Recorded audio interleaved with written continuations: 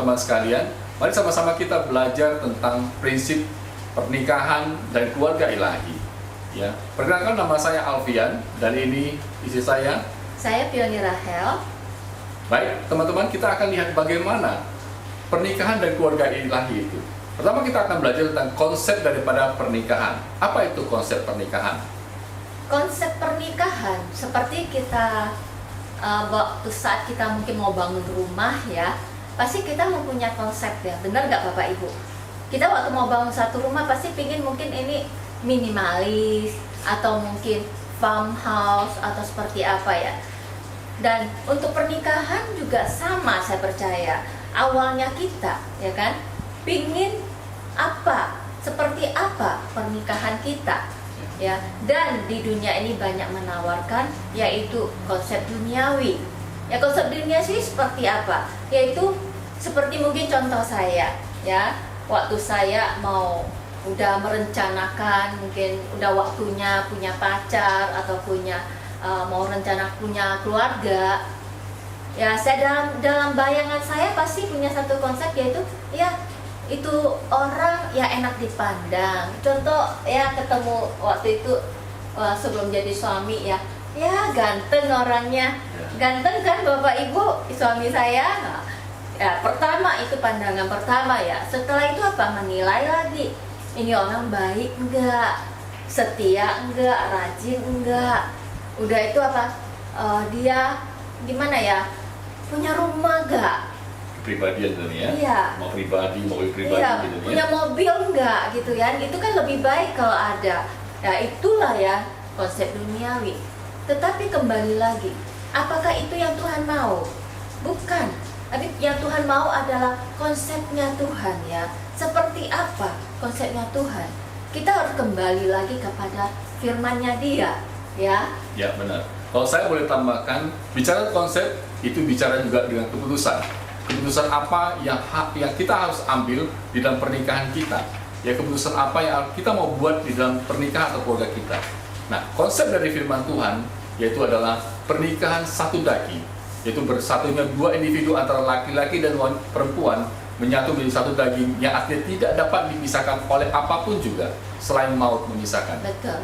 Ya. Seperti itu. Iya betul, itu sudah tertulis di dalam firman Tuhan Bapak Ibu. Baik Bapak Ibu, kita masuk ke poin kedua tentang tujuan daripada keluarga ilahi.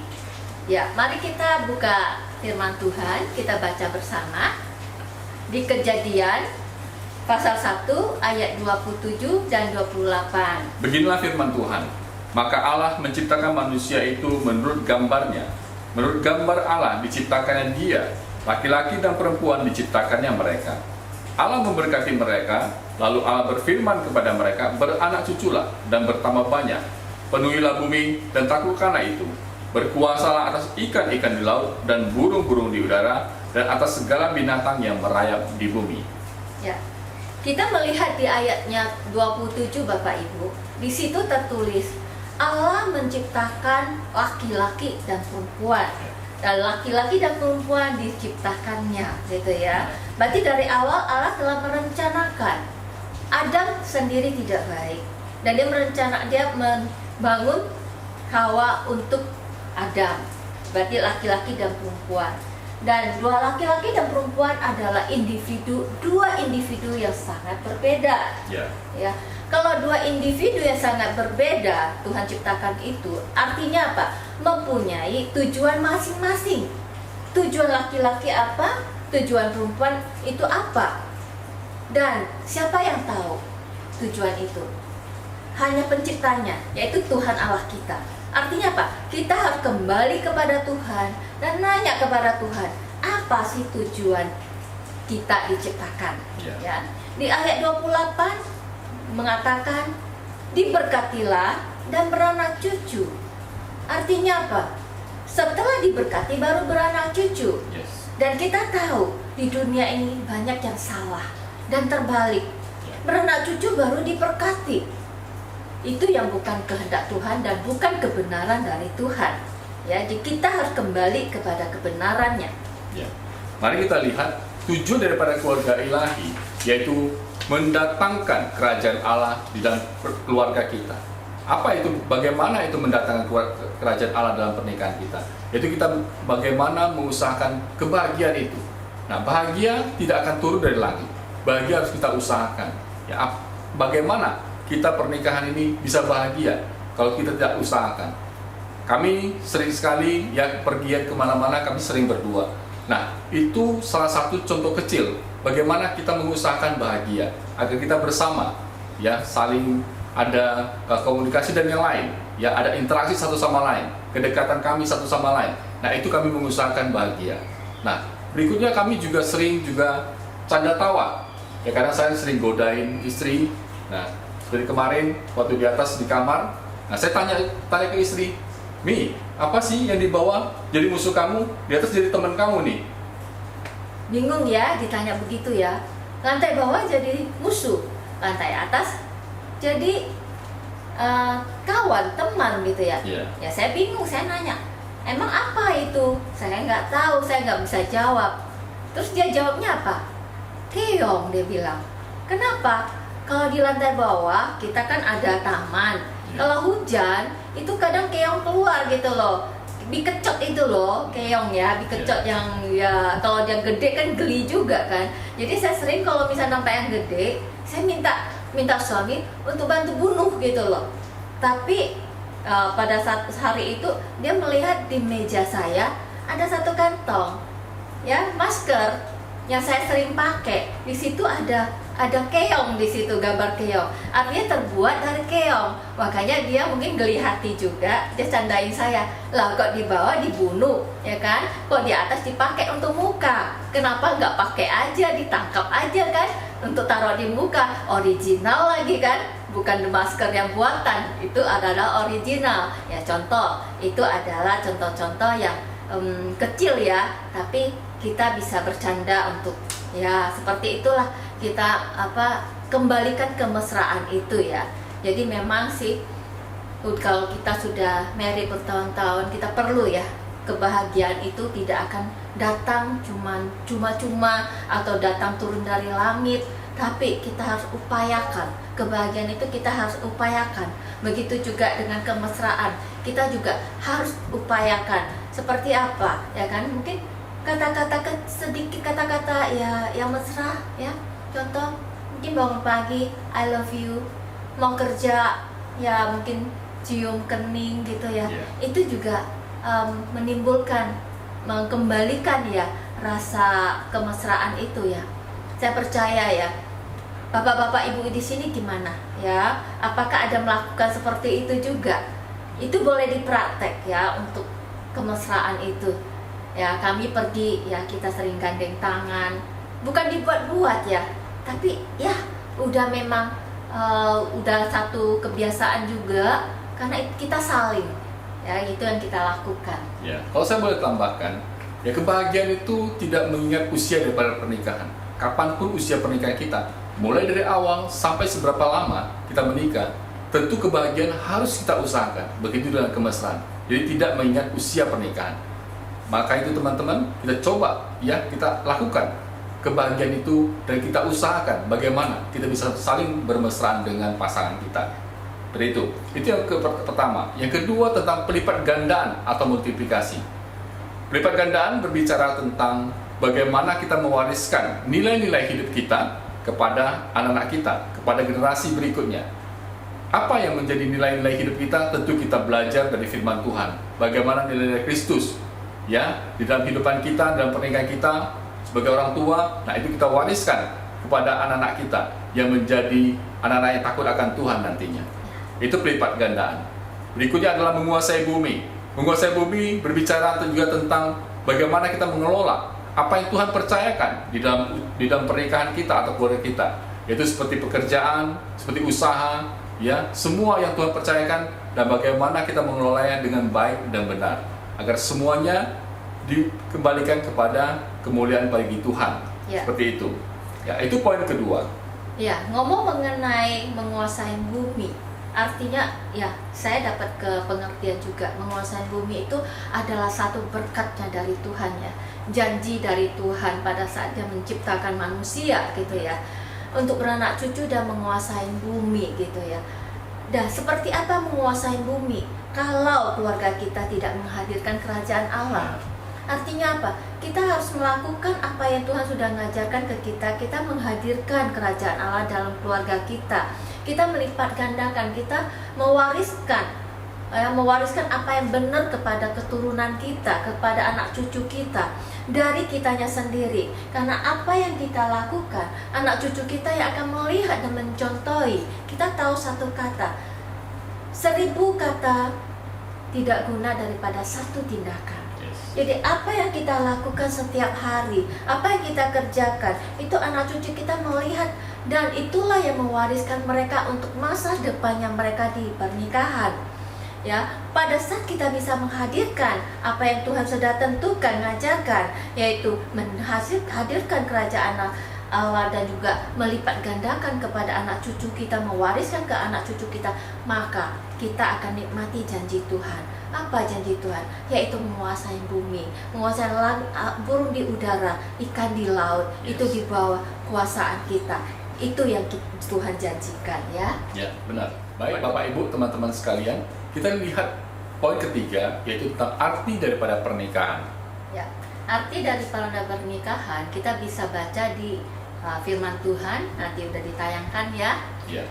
Maliaki pasalnya 2 ayat 14 dan Matius pasal 19 ayat 5 dan pasal 18 ayat 19 ya. Nah. Oke, di situ tertulis jelas, nanti Bapak Ibu boleh baca lagi ya. Oke. Di situ tertulis di Maliaki, istri adalah teman sekutunya suami. Yes. Ya. Dan juga adalah teman seperjanjian, ya, itu di Maliaki. Dan di Matius juga tertulis di mana suami atau laki-laki akan meninggalkan orang tuanya atau ayahnya dan ibunya dan menjadi satu daging dengan sang istri, gitu ya. Di situ artinya apa? 2 orang masuk dalam pernikahan itu adalah satu perjanjian. Pernikahan adalah perjanjian ilahi. Yes. Perjanjian itu tidak bisa dibatalkan. Perjanjian bukanlah kontrak. Bapak Ibu tahu kalau misalnya namanya kontrak, kita kalau bekerja sama dengan satu perusahaan, kita mungkin sign kontrak, bisa dibatalkan sepihak. Kami pernah mengalami itu ya. Udah persetujuan, udah ditandatangan sama bosnya, tapi bisa dibatalkan begitu saja gitu loh. Atas pihak ya? Atas pihak gitu loh. Bos gede loh, itu aja bisa membatalkan begitu aja. Nah, ada lagi kalau misalnya karyawan, perjanjian atau kontrak antar karyawan 3 bulan, setengah tahun, atau mungkin 1 tahun. Di pertengahan perjalanannya kontrak, mereka bisa juga membatalkan kontrak itu. Tapi kalau perjanjian nikah seperti apa? Nggak boleh loh, nggak boleh dibatalkan karena itu bukan kontrak. Kita masuk pernikahan, itu adalah perjanjian seumur hidup. Bapak Ibu masih tahu ya, namanya waktu kita diberkati, seperti apa perjanjiannya? Gimana Dedi? Masih ingat perjanjiannya? Ya, ingat nih. Saya menerima engkau, istriku Pioni, ya, baik sakit maupun sehat, baik senang maupun susah, baik dalam keadaan suka maupun duka. Ya, ini perjanjiannya kan. Ingat kan Bapak Ibu? Ya. Artinya apa? Hanya maut memisahkan. Nah, karena perjanjian itu adalah covenant ya. Covenant perjanjian di dalam ilahi gitu loh. Ya. Tidak bisa lagi kita batalkan. Udah itu, coba Bapak Ibu pikirkan. Sebagai laki-laki, berani nggak Bapak Ibu atau Bapak lah ya, di depan orang tua mungkin tidak berbusana, artinya telanjang ya, mungkin jalan di depan orang tua. Berani nggak Bapak Ibu? Berani nggak Dedi? Pasti nggak berani loh Mi. Nggak berani ya? Kenapa nggak berani? Itu kan orang tua yang melahirkan Mbak Dedi. Nggak mungkin lah Mi. Nggak ya? Kalau depan istri? Ya itu kan boleh. Oke, kita sudah dipersatukan dalam Tuhan ya. Iya, karena di firman Tuhan juga sudah mengatakan kita sudah satu daging. Artinya apa? Pada saat kita diberkati dalam pernikahan, kita sudah satu daging, ya, di satu daging. Dan kita di dalam pernikahan juga, ya kan, harus ada satu kesatuan. Kesatuan apa ya? yaitu kesatuan pertama adalah kesatuan roh. Nah, Ya, kita harus punya kesatuan roh. Oke. Seperti apa kesatuan roh? Apakah waktu kita masuk pernikahan langsung kita nyatu rohnya kita? Kami tidak mengalami seperti itu. Malah kita banyak mengalami ketidakcocokan ya. Karena kenapa? Roh kita belum satu lagi. Jadi sampai kami menemukan dan tahu, kita belajar ya. Seperti Bapak Ibu belajar juga, kami juga belajar hingga kami tahu, oh kesatuan roh itu penting di pernikahan. Yaitu kita harus hadirkan roh Tuhan, hadirkan Tuhan di dalam pernikahan kita, menjadi perekat kita berdua gitu loh. Dan dengan cara apa? Yaitu kami dengan cara melakukan mesbah bersama dan juga doa sepakat bersama. Pada saat kami melakukan doa sepakat, kami ngalamin Tuhan hadir ya, dan roh kami dipersatukan. Ya, makin hari makin dipersatukan sampai saya mau makan apapun suami bisa tahu gitu loh. Pada saat saya contoh kecil ya, saya lagi pingin makan ayam penyet dan dia datang ngajak saya nih, yuk makan yuk mami. Dan saya nanya, mau makan apa Dedi? Yuk ayam penyet yuk. Jadi satu gitu loh. Ada kotak batin gitu. Iya, dan itu kan hal kecil dan hal besar juga akan sama pada saat kita ada kesatuan rohnya itu. Kedua adalah kesatuan jiwa. Ngomong mengenai jiwa yaitu perasaan, ya Bapak Ibu, perasaan. Perasaan harus dari mana kita nyatukan? Yaitu kita harus dari komunikasi. Komunikasi itu dalam pernikahan itu penting banget ya. Tapi bukan komunikasi yang kayak basic gitu ya, atau mungkin permukaan.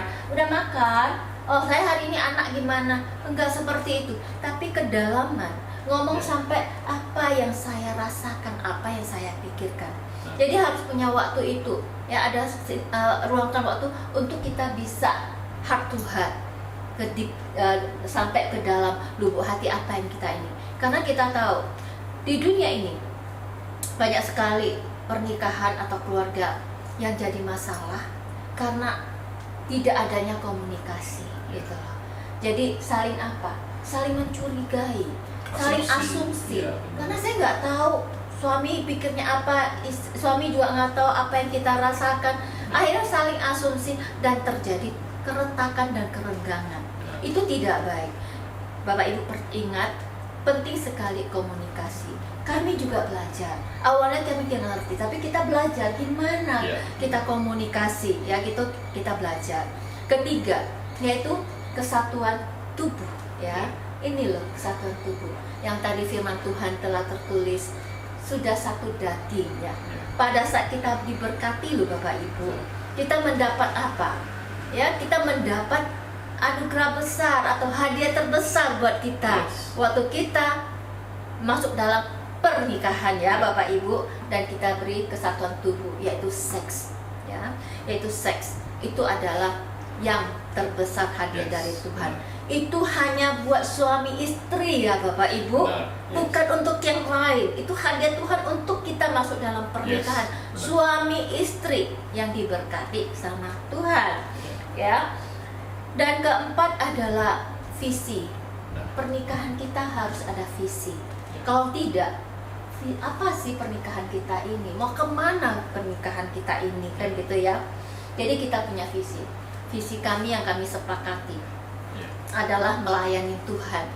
Tapi bukan melayani Tuhan tuh harus di gereja atau melayani orang luar, itu namanya melayani Tuhan. Tapi dari dalam keluarga kita dulu, kita mulai, kita saling melayani. Istri melayani suami, suami melayani istri, dan kita melayani anak-anak kita. Itu adalah namanya melayani Tuhan dari dalam keluarga kita. Ya. Kelima adalah apa? Yaitu kesatuan di dalam keuangan. Kita harus sepakati, kita harus sama-sama mengelola berkatnya dari Tuhan. Ya, tidak ada yang tertutupi. Kita harus transparan semua. Transparan dalam arti apa? Ya, semua kita kelola bersama. Misalnya suami mau kirim uang ke orang tua, atau saya mau kasih uang ke orang tua, atau ada keperluan apa, dan kita nggak ada nutupnya. Kita akan bahaskan, kita rundingkan bersama. Jadi artinya apa? Tidak ada namanya uang yang tersembunyi atau mungkin uang siluman ya yang nggak boleh suami tahu atau istri tahu. Itu yang kita lakukan selama ini ya. Dan itu yang diajarkan juga kebenaran di dalam firman Tuhan.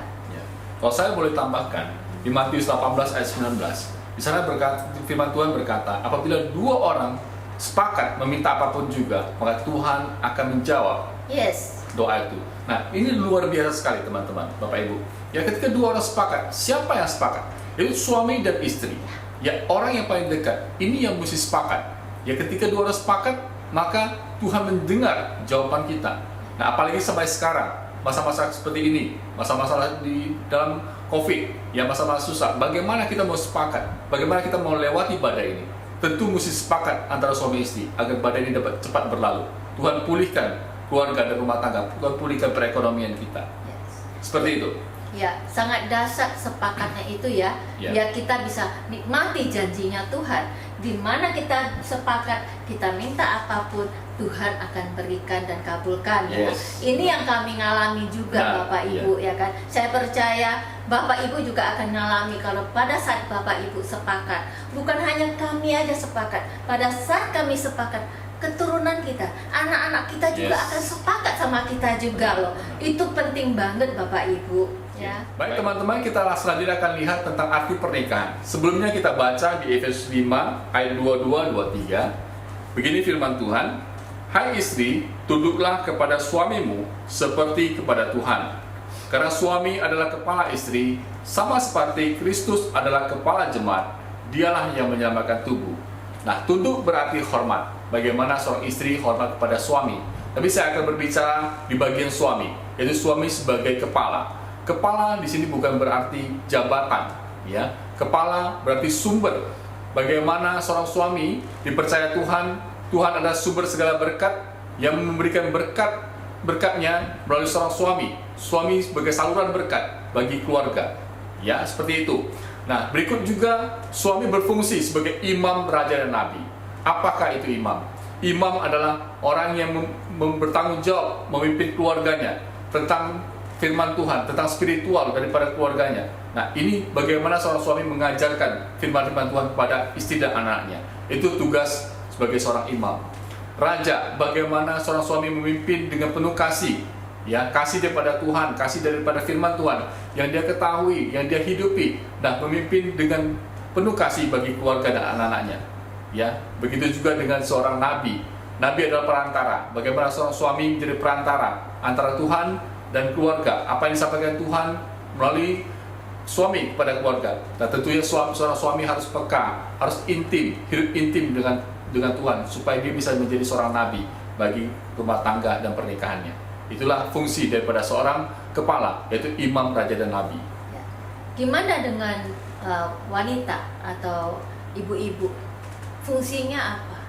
Ya, kita tahu di dalam firman Tuhan tertulis wanita harus menghormati sang suami, istri menghormati sang suami.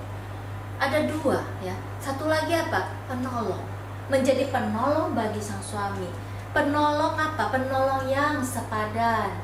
Penolong yang bijaksana dan juga penolong yang sejati buat sang suami. Kenapa sang suami perlu ditolong? Dia bukannya berjabatan banyak ya, tapi dia sebagai kepala keluarga, imam, nabi, dan raja. Ya, tanggung jawabnya banyak. Sebagai istri, banyak sekali hal-hal yang perlu kami tolong. Perlu kita tolong sang suami. Bukan jadi perongrong, ya, tapi kita harus menjadi penolong yang sejati. Ya, itu yang kita harus lakukan ya. Baik teman-teman, kalau saya boleh simpulkan dari pelajaran kita kali ini, ya apa itu konsep pernikahan? Itu konsep daripada Tuhan, itu menjadi satu daging. Itu pernikahan yang tidak dapat dipisahkan oleh apapun juga. Ya, yang kedua, tujuan daripada pernikahan itu bagaimana kita menghadirkan kerajaan Allah di dalam rumah tangga dan keluarga kita, yaitu dengan mengusahakan kebahagiaan, mengusahakan kemesraan berdua. Ya, yaitu kita memultiplikasi atau pelipat gandaan warisan bagi nilai-nilai bagi anak-anak kita, yang kita melipat gandakan warisan yang nilai-nilai bagi keturunan-keturunan kita. Setelah itu menguasai bumi, yaitu mengelola apa yang Tuhan percayakan melalui pekerjaan dan usaha yang Tuhan percayakan dalam kehidupan kita. Berikutnya adalah arti daripada pernikahan. Arti pernikahan juga berbicara tentang perjanjian daripada ilahi. Pernikahan itu adalah perjanjian ilahi yang tidak dapat dibatalkan.